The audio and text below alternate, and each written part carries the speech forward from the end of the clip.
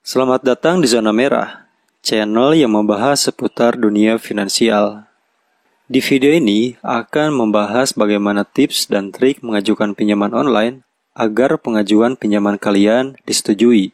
So, buat kalian yang ingin tahu bagaimana triknya, tonton terus video ini sampai akhir. Dan dukung channel ini agar lebih maju dengan klik tombol subscribe di bawah.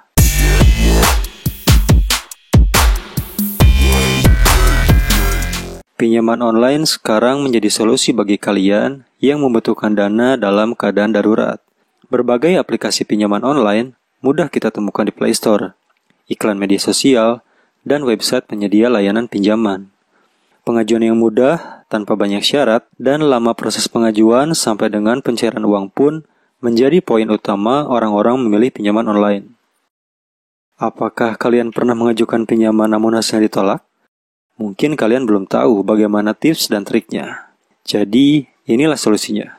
Yang pertama, pada saat kita mengajukan pinjaman di salah satu aplikasi pinjaman online, dibutuhkan nomor HP untuk mendaftar. Pastikan nomor telepon yang kalian daftarkan adalah nomor yang sudah lama digunakan. Jangan gunakan nomor yang baru, dikarenakan setiap aplikasi mempunyai kemampuan untuk mendeteksi apakah nomor kalian didaftarkan ini nomor baru ataukah nomor lama. Yang kedua, setelah mendaftar, biasanya kita akan diminta untuk mengisi data diri.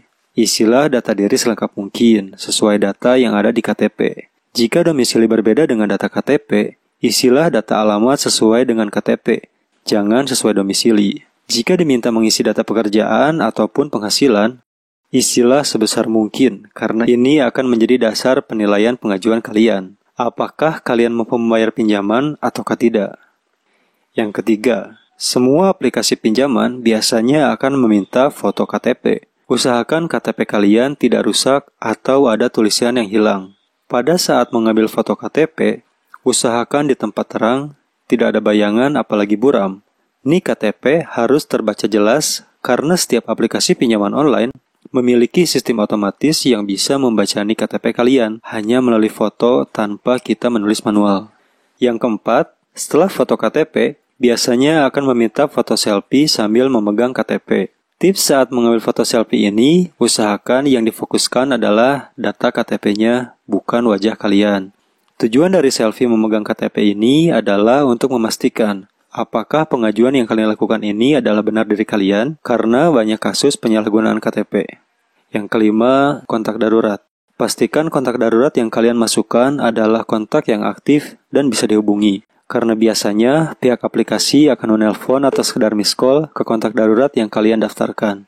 Untuk memastikan apakah bisa dihubungi atau tidak. Ini merupakan hal yang penting saat mengajukan. Karena ini bertujuan, jika terjadi gagal bayar dan nomor HP kalian tidak bisa dihubungi, maka kontak darurat inilah yang akan dihubungi. Yang keenam, pastikan ada riwayat panggilan dan SMS yang ada di HP kalian. Kita tahu kalau aplikasi pinjaman online bisa mengambil data yang ada di HP kita. Semakin banyak riwayat panggilan dan SMS yang ada, semakin besar peluang untuk mendapatkan persetujuan pinjaman. Karena data ini bisa dibilang sebagai jaminan untuk peminjaman kalian. Yang terakhir, aktifkan GPS dan fitur lokasi yang ada di HP. Semakin akurat lokasi GPS dengan data KTP, semakin besar pula kesempatan pinjaman disetujui. Jika pada saat mengajukan pinjaman keadaan GPS kalian mati, otomatis pinjaman kalian kemungkinan akan ditolak. Nah, itu dia tips agar pengajuan kalian bisa di-approve. Tapi ingat, gunakan aplikasi pinjaman online dengan bijak, agar tidak ada masalah yang timbul di kemudian hari. Zona Merah pamit, terima kasih.